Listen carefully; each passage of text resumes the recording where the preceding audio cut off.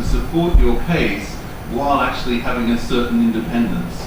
Even, for example, in Europe recently, certain arts areas in certain countries have been challenged in funding, and it's been possible for other organizations to come and say, well, actually, this is a pity that that's being lost because the country loses by those sort of short-term decisions. So some of it, it's useful to have opportunity for sharing what is important so that it can be taken to other people.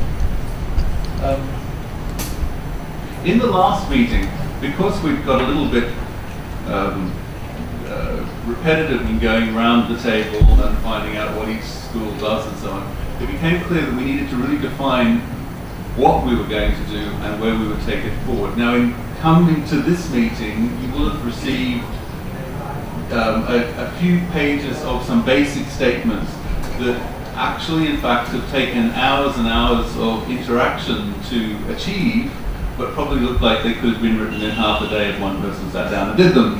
But actually what we found was that that's how that process began, and then there were a lot of iterations afterwards.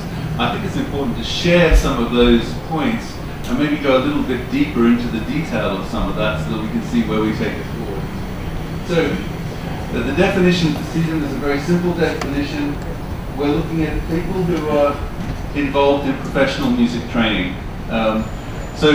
But developing a professional musician can actually start from a very young age. As we know, it needs to start relatively early. So inside that definition is an ambiguity. Are we talking about tertiary, when people are getting their professional qualification? Or are we talking about when the person first picks up an instrument that has a real talent that could go through to profession? And one of the things that we've had in previous meetings is an external speaker. And most of the external speakers who've come from other places in the world have advocated that it's better to be slightly more broad-minded in the people we involve, rather than get too narrow-minded about what constitutes a group that can be involved. The counter-argument to that is if you get so broad, you can't actually get any detailed support done for any individual area.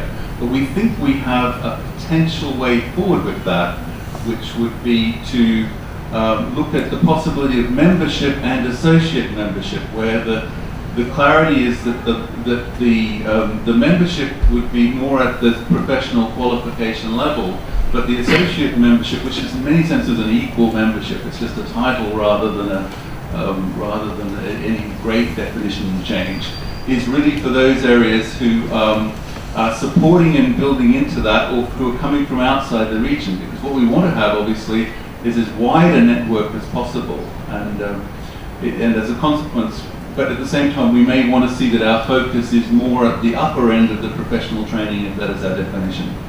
The other thing which we'll come across later is, of course, there are different histories in different countries and in different institutions, and so we have to try and find ways forward that embrace that difference. These objectives have been thought about, again, for quite a time at the last meeting. Obviously, one of the things that's really exciting about the region is the richness and diversity of musics, of backgrounds, of training methodologies, and so on. And it's how we take this forward without it becoming rather too stuck. I mean, several years ago, we had the president of the European Association of Conservatoires giving us a 600-year history of the Conservatory journey. And one of the things that was interesting was that, of course, the Conservatory model has often changed its identity because it needed to attract funding. So he was demonstrating that we're tied to universities because universities get more funding usually than other educational organizations. But each time there's been that tie, there's also the risk that the art form is slightly compromised by that. So, for example, one of the things that obviously has a certain element of controversy is the relationship of research to performance. If research becomes more important than performance, then perhaps we've lost our identity. The other day, I was actually asked by someone from Australia if I could write a review about his performance and why it was useful for research. And because that way he could justify that he did the performance.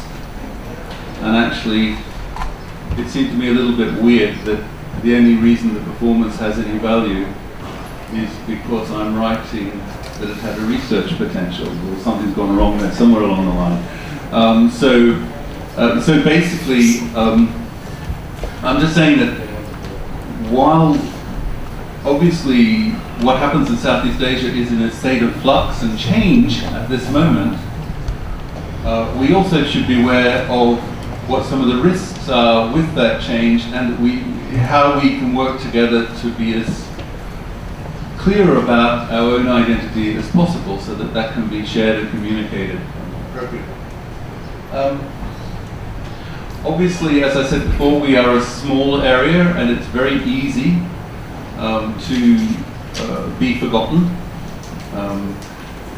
You know, my chair of governors in my school, and we're we're quite well funded, describes us as a rounding off error in the university's budget. Never mind the government's budget, the university's budget, we're already a rounding off error.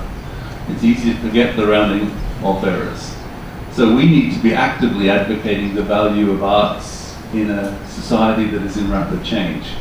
And I think that's one of the critical things that we need to recognize, our role as advocates. I mean, last night it was wonderful, for example, to have the television with us, to have the ministry with us, and so on, because it allows music to have a visibility that last night in Vietnam it would not have had otherwise. So it's that sort of advocacy that I think is really important for the art form that we believe in. And as a group, we can actually help that at the national level as well as across the region. Obviously, the third point there is, I think, fairly obvious, because we all know within our fields that there's a risk of being quite isolated in our institutions, and that it's useful to have people that we can connect with, interact with, and so on. It's actually a lot easier to fly Tiger Airways, even if you don't end up with your bag, and pay whatever it is to that, than to have international, to have to pay 10-hour international airfares to get some expertise into the building. And as we know, in our institutions, often it's just to have a second opinion. It doesn't have to be that Beethoven comes. It can be somebody who has an equivalent expertise that can share. So a lot of this interaction becomes important. But you need to know who those people are. Dr. Sugri's original idea in getting us together, and it's a common idea around the world, is of course the concept of exchange of staff, faculty and students. So we need mechanisms for that. You need offices for that. You need, we all know the volume of administration that's involved in getting one person from one place to one other place. And then also you need to have some, if you have a volume of activity, it's useful to be able to regroup, reconsider, develop.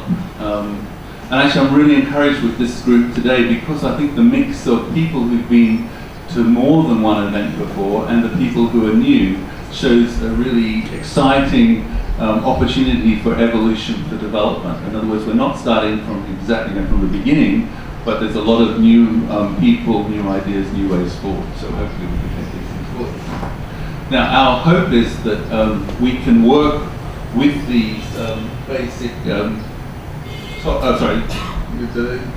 work with the objectives as they are for now, maybe for a couple of years at least, so that we can go forward from the general conceptual stuff to get into some of the more specifics.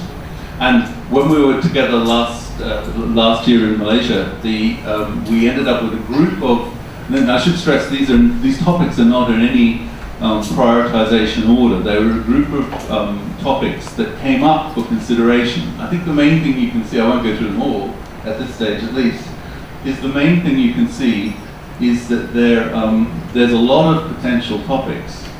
And we all know we have busy lives before we start trying to do collaborations and so on. So I don't think we can write the Encyclopedia Britannica of each of those topics in the next 3 years. So we need to work out what we can prioritize and how we can take things forward. Just actually, one other thing with that list, so I'll turn around so I can see the list as well. One other thing with that list is that it's incredibly diverse. I mean, we're dealing with traditions that are more oral in some cases than written, and in other cases more written than oral. We're dealing with music that is really from a very local tradition in some cases, that is really from a very global tradition or colonial tradition or whatever in other places, in other cases. And as we've even heard this morning, those areas are often sitting under the same structural support mechanism. So they're in the same they're in the same schools, for example. So there's a very rich sort of array of things that we need to try and cover, and trying to find some common areas for some of those is going to be, it's a challenge, but it's something we need to work on. I would say that some of the things that are most interesting, as somebody from the outside coming into Southeast Asia, it seems to me there's opportunity for compositional sharing, to get people opportunity for their own pieces to be played outside their country, for example, to get to know the traditions of contemporary traditions of adjacent countries. This seems to me a really significant area. To be able to share with 21st century communication technologies our knowledge about our national heritages so that people become transnationally aware. These are the sorts of areas where I think we can have a really significant role to play by working at how we coordinate our, if you like, our databases or our knowledge bases to share. I mean, it's a very simple idea. If we have to play a student composition in our own institution, well, it's actually just as easy to get someone else's institution to play that composition there, and for us to play one of their compositions. It's the same volume of work that gets done in each school, but the student concerned now has had an international performance and an international exposure if you send that student to give support to that performance and so on. So there's areas maybe that are not necessarily the priority of a particular tertiary sector at the generic level, but within the music level become very important. There are other issues that will evolve as the region evolves, and one of the classic ones there that's raised is intellectual property issues. In other words, there are it's very hard for an artist to sustain themselves if the rules of a particular environment are that they get paid nothing to do what they do within that country. And so there's how do we sustain professional careers? How do we develop professional careers and so on? How can we support each other in getting that understood? Okay, just the past 12 months, just some update. After the last meeting, I was asked actually by the group to sort of give some leadership to this group as an interim measure. And what we were trying to do was find out where we place ourselves within the Southeast Asian context. And there's an organization called the SEADOM, which is the Southeast Asian Ministries of Education's organization, I think, close to that anyhow.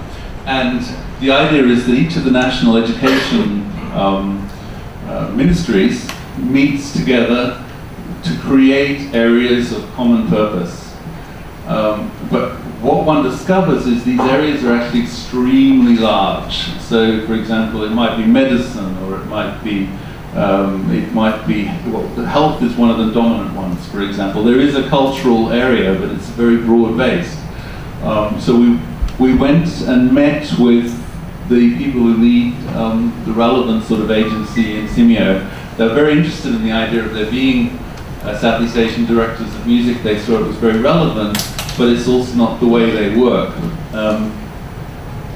They would prefer that something builds from the ground and gradually acquires recognition by them, rather than it being imposed from above. And this is actually quite important because we're in a fortunate position at present that we've got some temporary funding to help things happen. But the only way this is going to go forward in the longer term is if every nation works out with its context how we can get small contributions towards this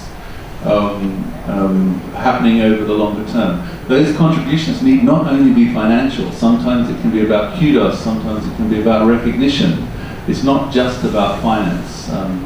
As an example, I would like to propose at some stage that we should be talking, well, I already have actually spoken to the Asia-Europe Foundation, and I said to them, I don't need any money from them, I just need that an organization like that, which is about trying to make connections between Europe and Asia, would endorse that a group like this has some value in the contemporary context. So that's the sort of thing I mean at national level. If we get a lot of understanding at national level of what we're doing, then I think we can take things forward. I think there will also be need at some stage to find financial resource, but actually the financial resource in relative terms is not that significant. It's probably about the equivalent of educating 2 or 3 students.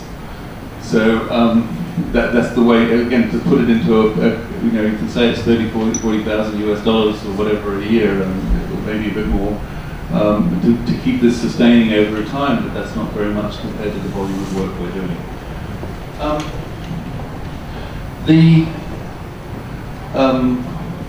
I was also asked to go into a presentation at Macedon, which was looking at music in Southeast Asia, because obviously I'm the world expert.